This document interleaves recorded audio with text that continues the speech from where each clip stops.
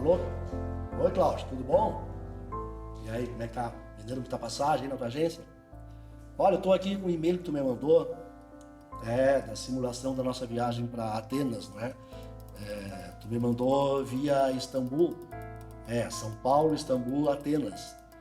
Pois é, a outra vez que eu fui para Atenas, eu fui pelo Cairo, lembra? Fui São Paulo, Roma, Cairo e depois de Cairo do Cairo que eu fui para Atenas, né? Aquela vez eu fui para Tel Aviv também. Essa vez eu não vou a Tel Aviv, essa vez eu nem vou ficar em Istambul. Tu colocou aqui 2 dias em Istambul, né? Não precisa, né? Posso trocar de avião imediatamente. Eu sei, são 13 horas de São Paulo a Istambul, é cansativo o voo, né? Não, mas não tem problema, não precisa descansar, não.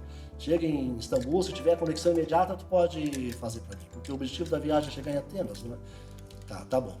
Então tá, tu vê essa alternativa. E a volta também, né? Se for via Istambul, a volta deve ser via Istambul também, porque aí faço tudo com a mesma companhia aérea, né?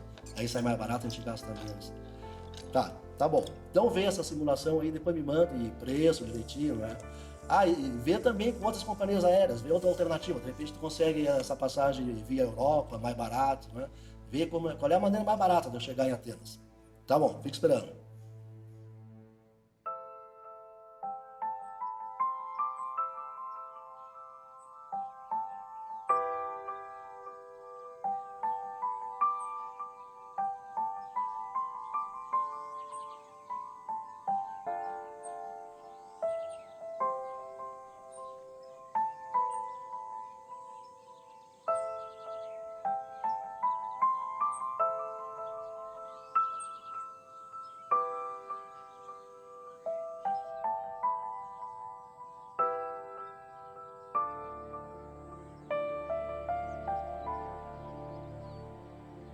Eu nasci em 1954, no dia 27 de novembro, na Vila Ferroviária de Bexiga, interior do município de Rio Pardo.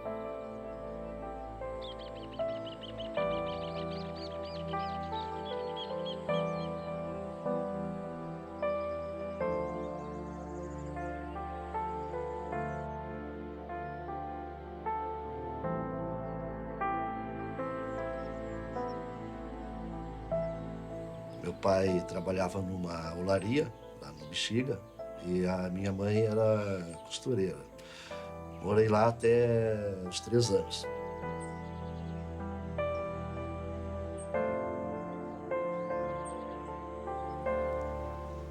A lembrança mais antiga que eu tenho da minha vida é nessa salinha. Meu pai deitado no chão, no verão, sem camisa, e eu bebê, com uma canequinha d'água, colocando água embaixo do pomo de Adão dele e eu brincando de pocinho. E a minha mãe no lado, no fogão, fazendo comida.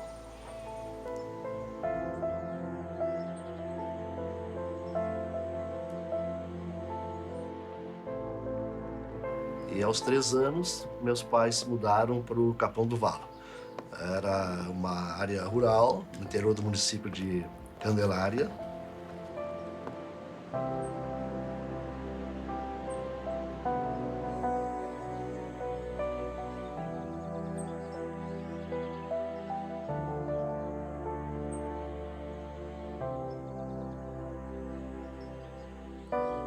Meu pai que construiu essa casa, tijolo por tijolo. O tijolo também foi fabricado por ele. Uma das minhas brincadeiras prediletas quando era guri era fazer isso aqui, ó. Um dia eu caí, bati com a boca no chão e os dentes da frente caíram tudo para baixo.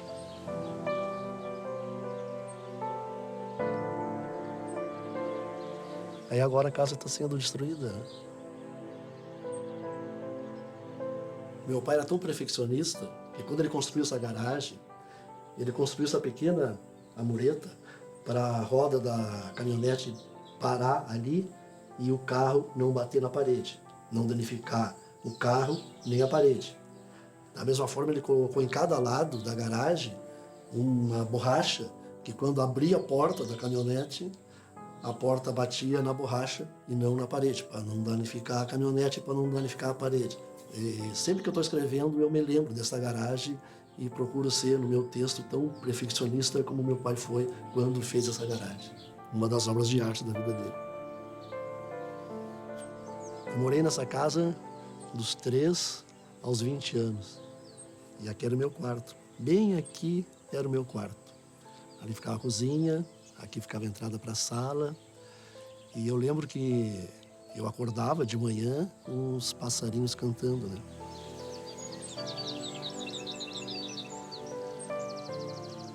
Meu pai gostava muito de árvore, né? E na frente da casa ele plantou 2 paineiras.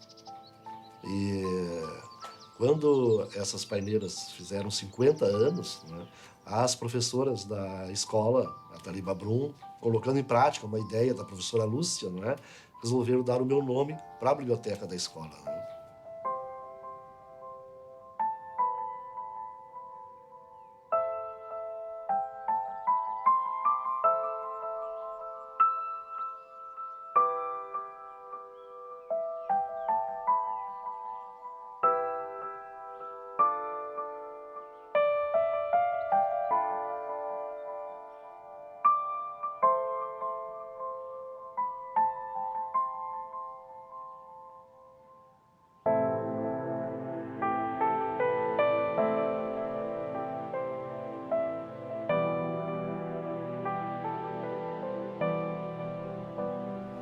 Mas o que eu achei mais importante é que eu tive a oportunidade de falar para os pais daqueles alunos que eles deveriam fazer pelos seus filhos o que a minha mãe fez por mim.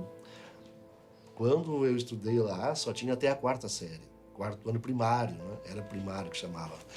E no 3º ano, a minha mãe resolveu, né, que eu deveria estudar na cidade, que eu deveria estudar em Cachoeira do Sul. Né? ZYK 216, Rádio Cachoeira AM, 5 kW. Cachoeira do Sul, Rio Grande do Sul, Brasil. Nós estamos aqui hoje com a grande honra de estar com um grande escritor de renome internacional, já conhecido aqui dos nossos ouvintes, conhecido da cidade, que já morou aqui, já teve uma história já aqui em Cachoeira, que é o nosso grande escritor Ayrton Ortiz. Boa tarde, Renoaldo. Boa tarde, ouvintes da Rádio Cachoeira. É um grande prazer estar conversando contigo, Renoaldo. Um grande amigo que eu fiz aqui em Cachoeira durante os 10 anos que eu morei em Cachoeira. 10 anos muito importantes na minha vida, porque eu morei aqui dos 10 aos 20 anos, não é? Quando a gente realmente forma o nosso caráter, forma a nossa personalidade e dá início à nossa carreira profissional. Porque foi aqui em Cachoeira que eu decidi que eu seria jornalista. E a minha primeira atividade como jornalista foi na Rádio Cachoeira. Isso eu devo à comunidade de Cachoeira do Sul, às escolas que eu estudei em Cachoeira, aos professores que me deram aula aqui em Cachoeira. Não é? Então, o 4º ano primário eu já fiz em Cachoeira, não é? Porque a minha mãe queria que eu continuasse estudando. Eu faço muitas palestras em escolas, universidades, feira de livros, sempre tentando conscientizar as pessoas, principalmente os estudantes, da importância da leitura. Hoje em dia, as famílias colaboram muito pouco com os seus filhos, no sentido de esclarecê-los da importância da leitura. E eu falei para esses pais lá no dia da inauguração da biblioteca que o mais importante, né, do que a biblioteca me homenagear era a oportunidade de eu estar levando para eles aquela decisão que a minha mãe tomou. De embora, não é, morasse lá na zona rural, né, ela queria que eu estudasse. Né, e ela mudou a minha vida. Né.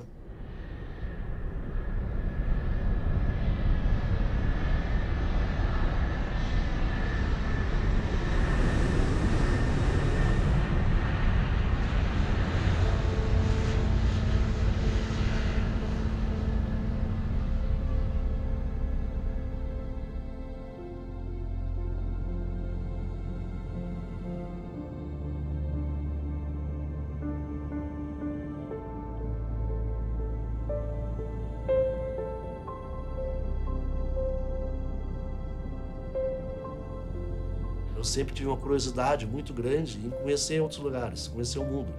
E eu cheguei à conclusão, lá nos meus 14 anos, né, que a única maneira que eu teria de conhecer o mundo era me tornar jornalista e viajar, então, profissionalmente, né? Porque se eu tivesse que eu pagar para viajar, não teria essas condições, né? Terminei a faculdade e abri o jornal Tchê, e a partir dele eu criei a editora Tchê.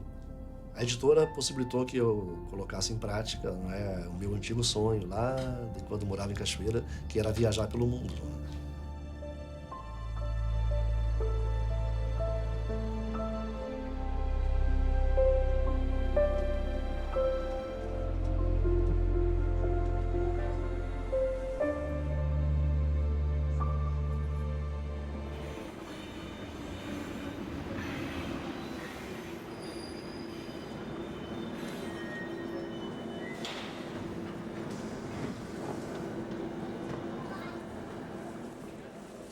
Eu fechei a editora, mas não queria me afastar dos livros. Fechei a editora, mas porque a pequena empresa nesse país, e se for na área cultural ainda, não é?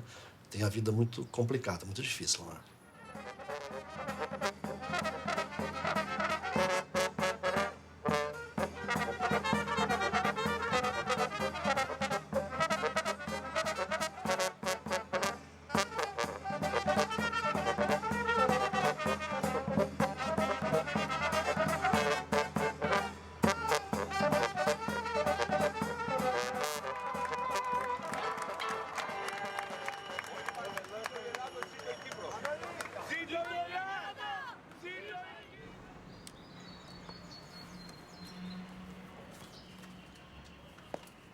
E eu decidi que, além de editar livros, a outra coisa que eu gostava muito era escrevê-los. E se eu pudesse conjugar com o meu hobby, que era viajar, então seria um mundo perfeito, né? O espírito aventureiro deste escritor não tem limites. De olho no mapa, Ortiz segue as rotas dos grandes exploradores da humanidade, traçando os caminhos da literatura gaúcha em direção ao mercado nacional. Desde 1997, quando chegou ao topo do Kilimanjaro e publicou o primeiro livro, o jornalista não parou mais. Sempre atrás de uma boa história além fronteiras, Ortiz mantém o orgulho gaúcho na literatura.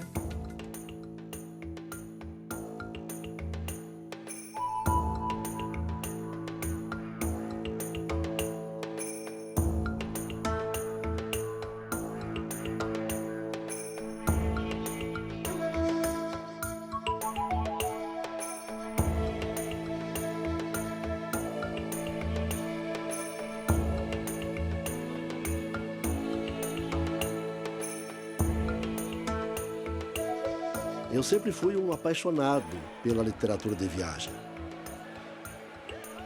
Por isso é que o meu projeto literário consiste em livros de reportagens, crônicas e ficção sobre viagens. A coleção de reportagem retrata grandes travessias e deu origem ao jornalismo de aventura, onde o repórter é ao mesmo tempo repórter e protagonista da reportagem.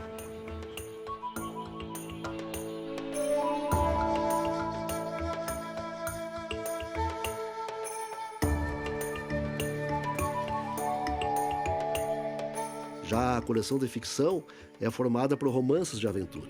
Esse é um dos gêneros mais tradicionais da literatura de viagem.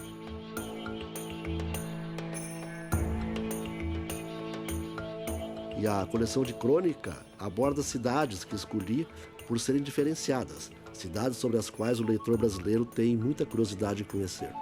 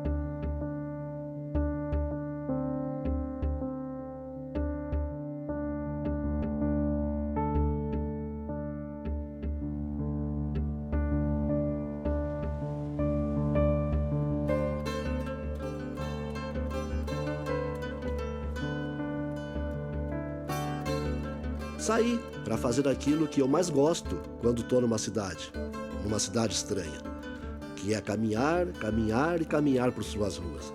Às vezes, caminho o dia inteiro, outras vezes, entro noite adentro caminhando. Porque é assim que vou descobrindo as coisas, me misturando aos locais. E no final acabo vivendo como se fosse um deles.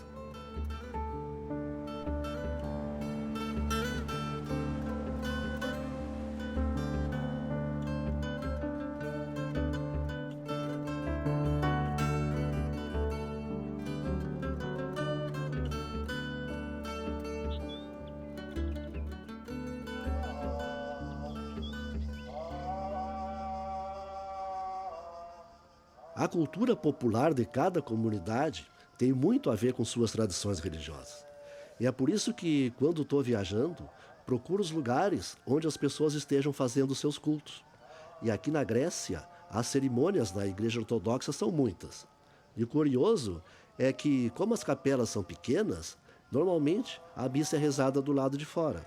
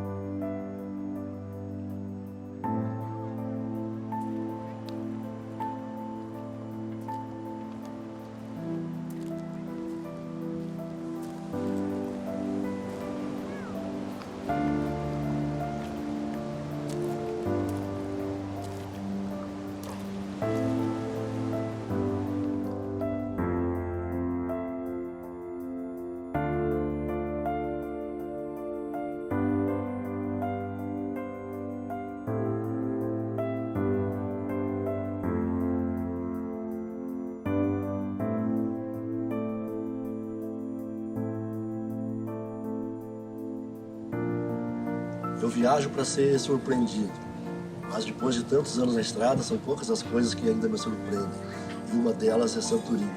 A chegada na ilha, quando o navio entra na cratera do vulcão, com a cidadezinha azul e branco na borda, lá em cima, realmente é uma coisa surpreendente.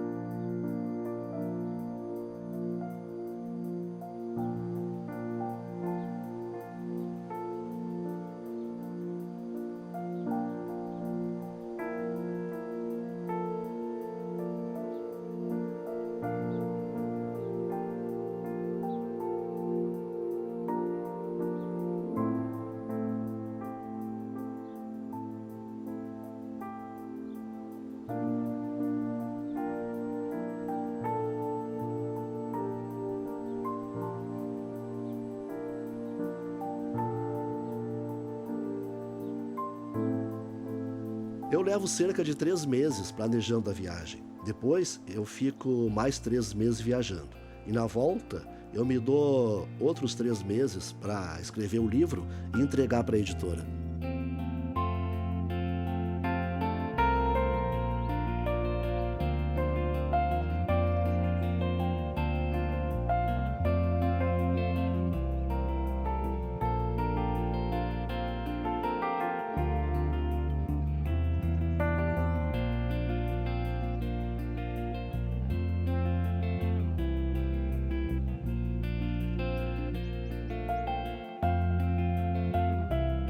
Nós nos perdemos nos labirintos das grandes cidades da mesma forma como nós nos perdemos nos labirintos da nossa vida. Mas tanto na cidade como na nossa vida, a gente sempre encontra uma saída.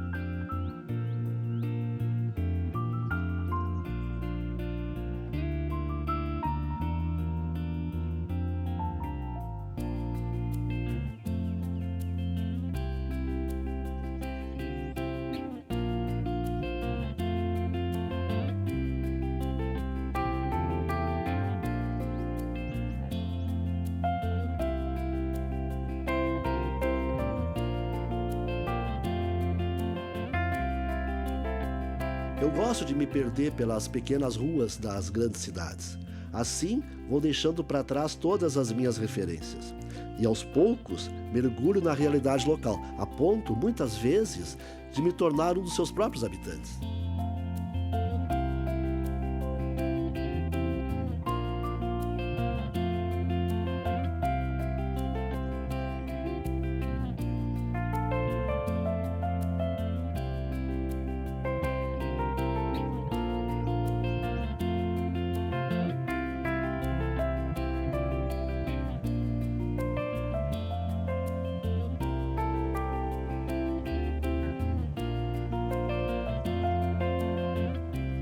Eu prefiro conviver com pessoas que pensam diferente de mim, não apenas com aquelas que pensam como eu.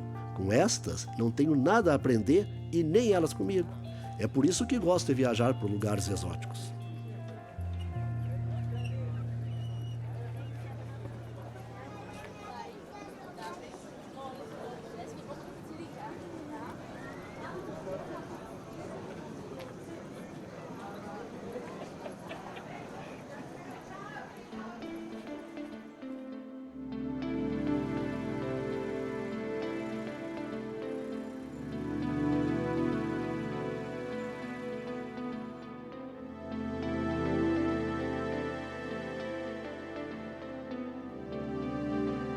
As viagens são peregrinações em busca do prazer dos sentidos.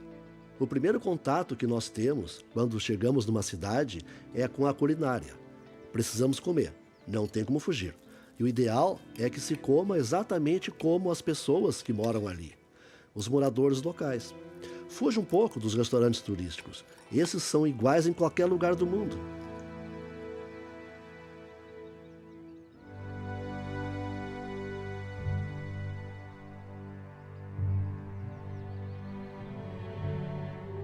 Estudar é um ato de sabedoria.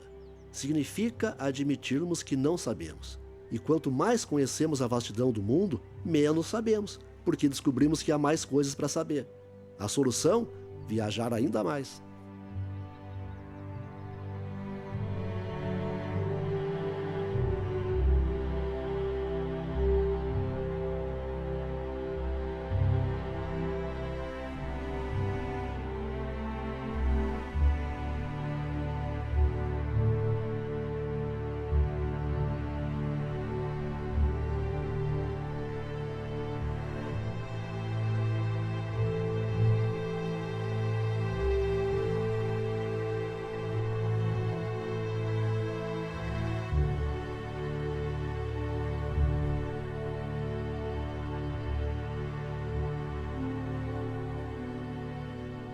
Quando viajo, eu sou o protagonista da minha história.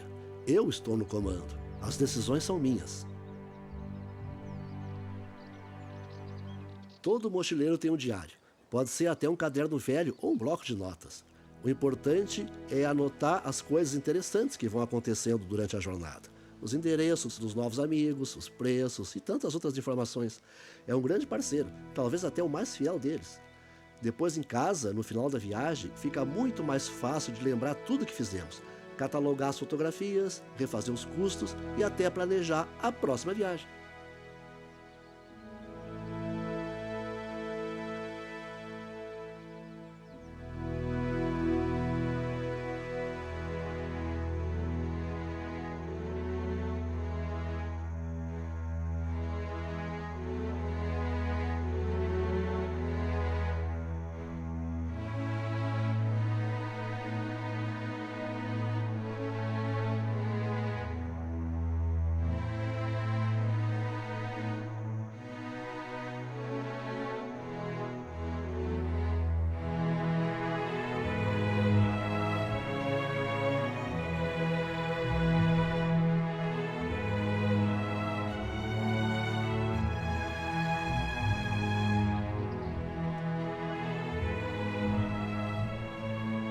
Um pequeno atalho pode se transformar num grande desvio do caminho verdadeiro.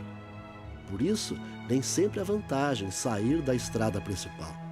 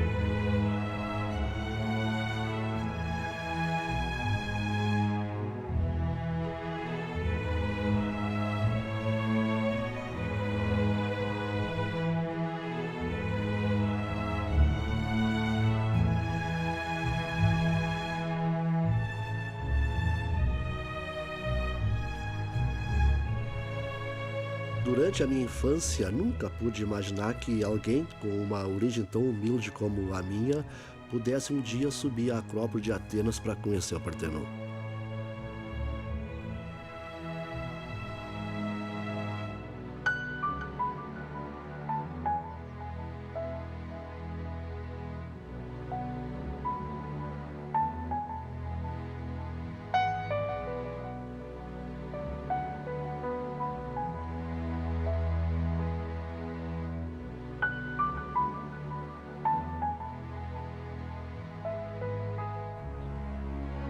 A viagem exterior nos ilumina, porque entramos em contato com a diversidade cultural do mundo. E a viagem interior nos humaniza, porque entramos em contato conosco.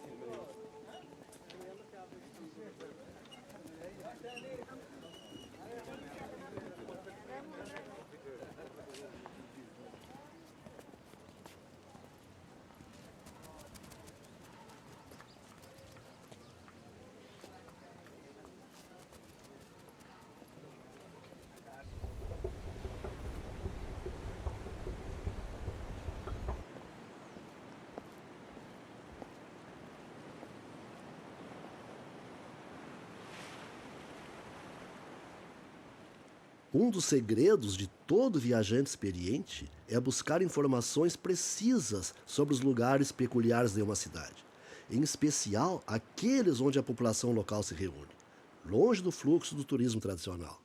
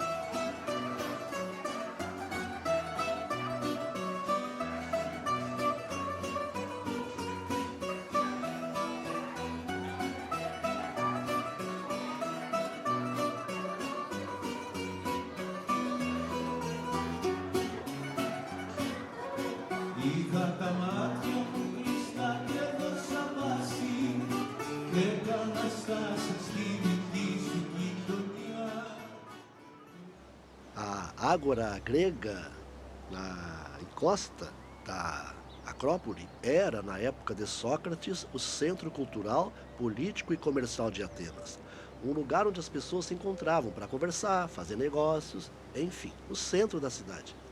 Tradição que se mantém até hoje, em qualquer capital do mundo.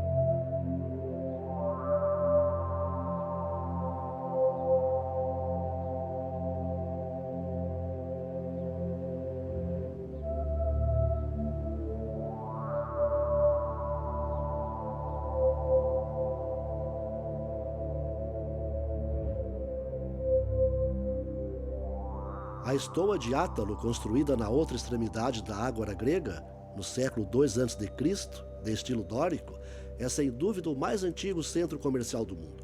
Foi mais do que restaurada, foi reconstruída, para a tristeza dos puristas, mas para a alegria dos turistas.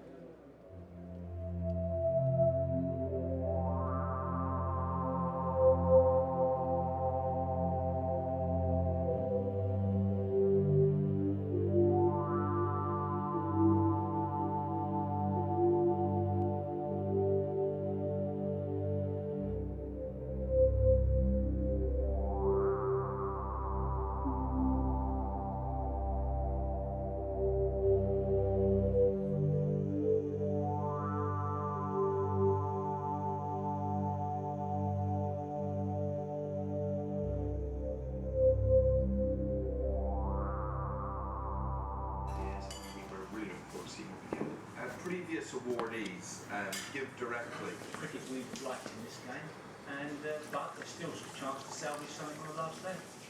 Highlights of day 4 this morning on Sky Sports 1 HD. Right now it started at just about half an hour. That was the Naughty Waters Astros the race.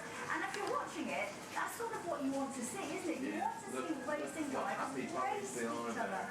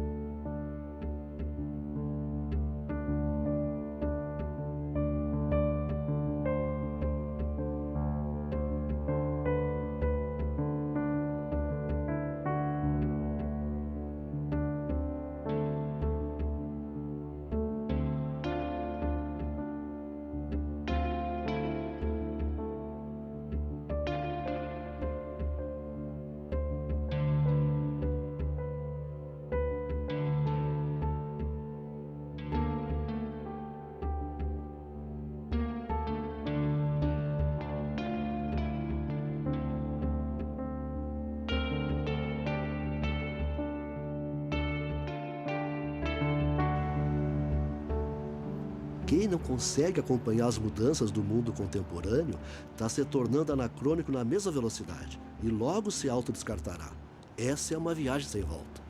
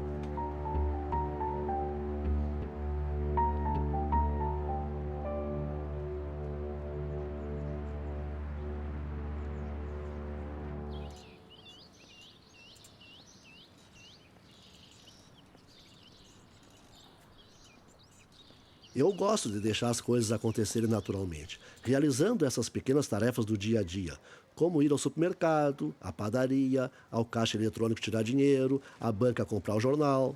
Porque viajar é precisamente isso, enfrentar o desconhecido. Caso contrário, ficarei em casa, viajando pela TV.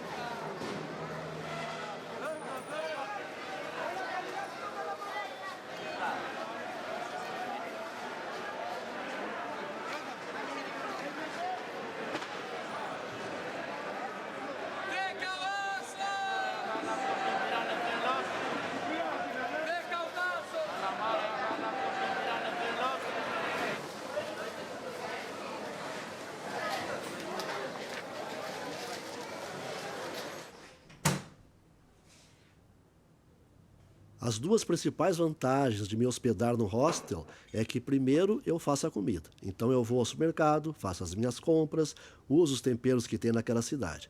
É uma maneira de conviver com os locais. E a segunda vantagem é que nós encontramos ali outros viajantes que vêm de outros lugares e que têm uma filosofia de vida igual à nossa. Além disso, a gente troca muita informação. Recebe informação dos que estão chegando, fornece informação aos que estão saindo, fazemos amizades, nos despedimos e depois, às vezes, num mês, 2, num outro lugar, até num outro país, reencontramos as mesmas pessoas que tínhamos feito amizade no albergue anterior. Por isso o albergue é uma encruzilhada, onde os mochileiros se encontram.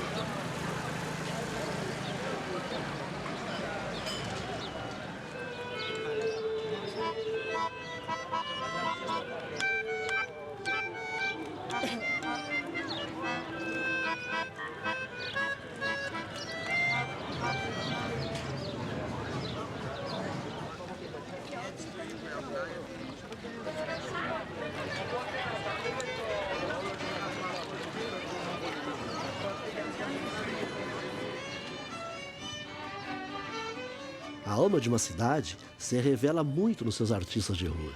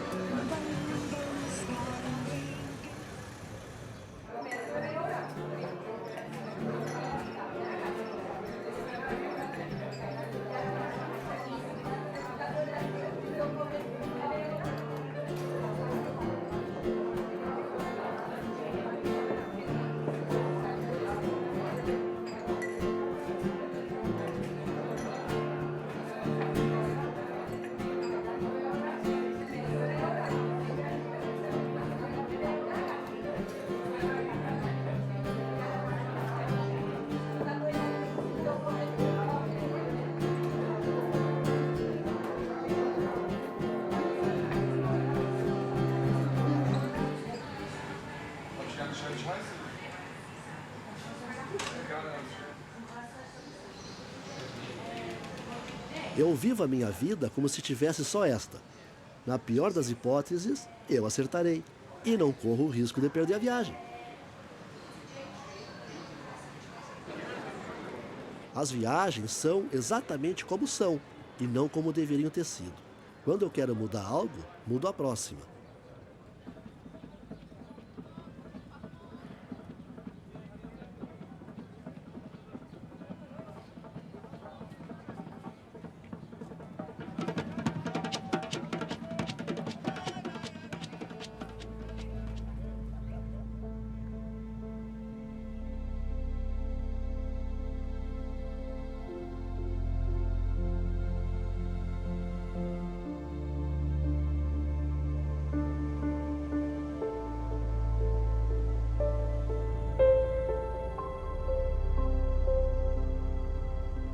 Viajar como mochileiro por opção é um estilo.